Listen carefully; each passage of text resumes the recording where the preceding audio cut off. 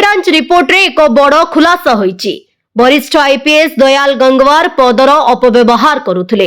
एपरिकी जणे कि दुई जण नुहे, सौम्य रंजन स्वाई समेत 8 रु अधिक कनेस्टेबल तांको घरोई कार्य नियोजित थिले। किए रोषेई करिदेउथुला तो आउ किए कुकुरर खबर बुझुथुला। सौम्यंकु मानसिक निर्यातना नेई मां बापांको अभियोग परे तदंत होइथिला। एने मुख्यमंत्री मोहन चरण माझी गंगवार को गुरुवार चाकरीरू निलंबन करथिले। बालियंत अंचलर सौम्यरंजन मृत्यु मामला रे आईपीएस गंगवार नाम सामना को आसिबा परे से विवादीय होई पड़िथिले। सौम्यंक मृत्यु पई तांको बापा और मां सीधा सड़क भाबे एही आईपीएस अधिकारी को दायी करथिले। उक्त पुलिस अधिकारी सौम्यंक अत्यधिक मानसिक निर्यातना देउथिले, जहा असह्य हेबारु एभली अघटन घटिला बोली मृतकंक परिवार पक्षरु गुरुतर अभियोग आनी न्याय दाबी करा जायथिला। परिवार लोकंक अभियोग एवं मामलार गुरुत्व को अनुध्यान करी मुख्यमंत्री कड़ा आभिमुख्य ग्रहण करिसंती।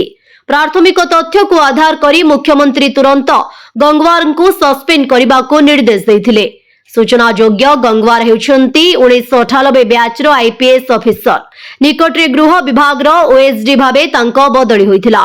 ब्यूरो रिपोर्ट विकल्प समाचार। आम चैनल को लाइक, शेयर एवं सब्सक्राइब करंतु।